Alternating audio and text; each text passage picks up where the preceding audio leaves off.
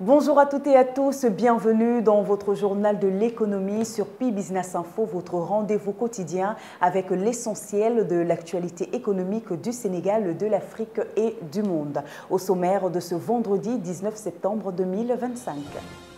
Réception officielle de l'Agropole, centre de Fatick, réélection du Sénégal au Conseil postal mondial, adoption de la réforme du Code général des impôts, record historique dans la riziculture, nouvelle orientation pour la relance économique, débat sur la fiscalité des produits nocifs pour la santé, lancement d'un emprunt obligataire de 300 milliards de francs CFA. Et enfin, à l'international, au Ghana, baisse du taux directeur de la Banque centrale.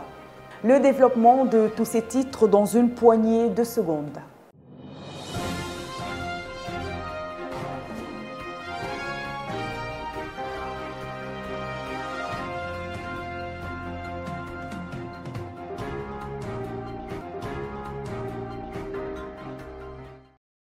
Réforme du Code des impôts. L'Assemblée nationale a adopté une réforme du Code général des impôts. Parmi les mesures phares, une taxe de 0,5% sur les transferts d'argent, un relèvement des assises sur l'alcool et le tabac et un durcissement fiscal sur les importations de véhicules. Si le gouvernement y voit un levier pour renforcer les finances publiques, certains députés redoutent une pression fiscale accrue sur les ménages. Toujours à l'Assemblée nationale, les parlementaires ont parlé de la fiscalité dans le secteur de la santé.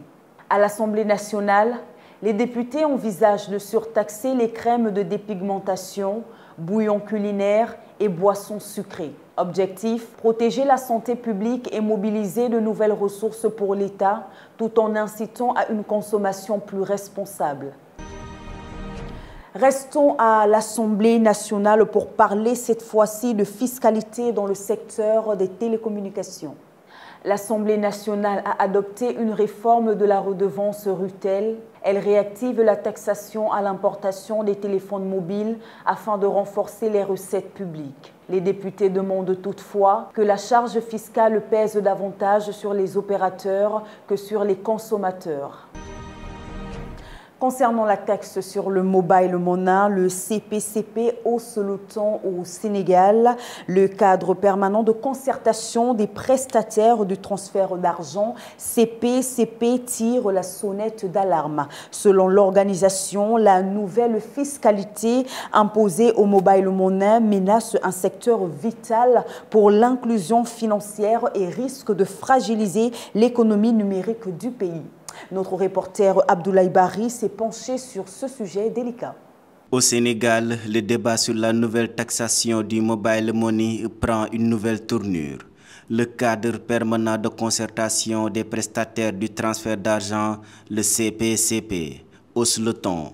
Dans un communiqué rendu public ce 17 septembre, l'organisation exprime ses vives inquiétudes face à une fiscalité jugée excessive.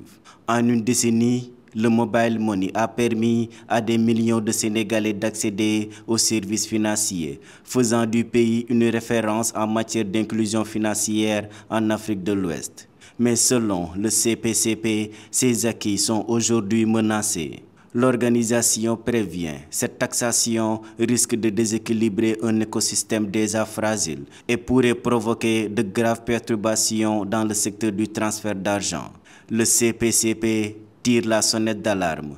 Au-delà des prestataires et opérateurs, ce sont surtout les consommateurs qui risquent de payer le prix fort. Une situation qui pourrait décourager l'usage du mobile money et affaiblir l'économie numérique et sociale du pays. Pour le CPCP, l'urgence est d'ouvrir un véritable cadre de concertation. Objectif, trouver des solutions équilibrées, soutenables et bénéfiques pour l'ensemble des acteurs. Car derrière ce bras de fer fiscal, c'est l'avenir d'un secteur stratégique de l'économie sénégalaise qui se joue. En bref, dans l'actualité locale, intéressons-nous à présent à la dette publique. Le Sénégal va emprunter 542 millions de dollars sur le marché régional. L'État s'apprête à lever 542 millions de dollars, soit 300 milliards de francs CFA sur le marché régional de l'UEMOA. Une opération qui porte à plus de 2700 milliards de francs CFA, le montant déjà mobilisé en 2025. Dans un contexte de finances publiques sous pression, Abdoulaye Barry, notre reporter, nous fait le point. Le Sénégal retourne une nouvelle fois sur le marché financier régional. Dakar s'apprête à mobiliser 300 milliards de francs CFA, soit 542 millions de dollars, via une émission obligataire par syndication. C'est déjà la troisième opération de ce type depuis le début de l'année. En mars, 416 milliards avaient été levés, puis 364 milliards en juillet. Avec ce nouvel emprunt, le montant total mobilisé dépasse désormais les 1000 milliards de francs CFA, auxquels s'ajoutent 1740 milliards obtenus par adjudication classique via UEMOA titre. Au total, plus de 2700 milliards de francs CFA ont été récoltés sur le marché régional en 2025. La nouvelle émission se décline en 4 tranches, avec des maturités allant de 3 à 10 ans et des taux d'intérêt compris entre 6,40% et 6,95%. Mais cette dynamique d'endettement intervient dans un contexte délicat. Les finances publiques sont fragilisées. Un audit a révélé des passifs cachés de plus de 8300 milliards de francs CFA, faisant bondir la dette publique à près de 119% du PIB fin 2024. En conséquence, l'agence S&P a abaissé la note souveraine du Sénégal à B-, avec perspective négative. Le gouvernement mise sur le démarrage de la production pétrolière et gazière pour soutenir la croissance. Au premier trimestre 2025, l'économie a progressé de 12,1%, portée par Sangomar et GTA. Hors hydrocarbures, la croissance reste plus modeste, 3,1%. Début août, le Premier ministre Ousmane Sonko a lancé un plan de redressement économique et social de 5 667 milliards de francs CFA à l'horizon 2028. Rationalisation du train de vie de l'État, taxation accrue du numérique et renégociation des contrats miniers et énergétiques figurent parmi les mesures phares. Alors que les discussions se poursuivent avec le FMI pour un nouveau programme, Dakar joue sa crédibilité et son avenir financier sur la confiance des marchés régionaux. Relance économique et infrastructure. Le Premier ministre Ousmane Sonko a réaffirmé l'importance des grands chantiers structurants, notamment les ports, les aéroports et le redressement d'Air Sénégal. Il a insisté sur la valorisation des filières stratégiques comme le phosphate, le numérique et l'agro-industrie, tout en plaçant le capital humain au cœur des priorités. Dette et euro-obligations, inquiétude des investisseurs. Les obligations sénégalaises en dollars reculent de 1,8% en septembre. Les investisseurs attendent les conclusions du FMI sur la sous-déclaration de la dette publique. Cette incertitude fragilise temporairement la crédibilité du pays sur les marchés internationaux. Le Sénégal réélu au conseil postal de l'UPU. Le Sénégal a été réélu au conseil d'exploitation postale de l'Union postale universelle pour la période 2026-2029.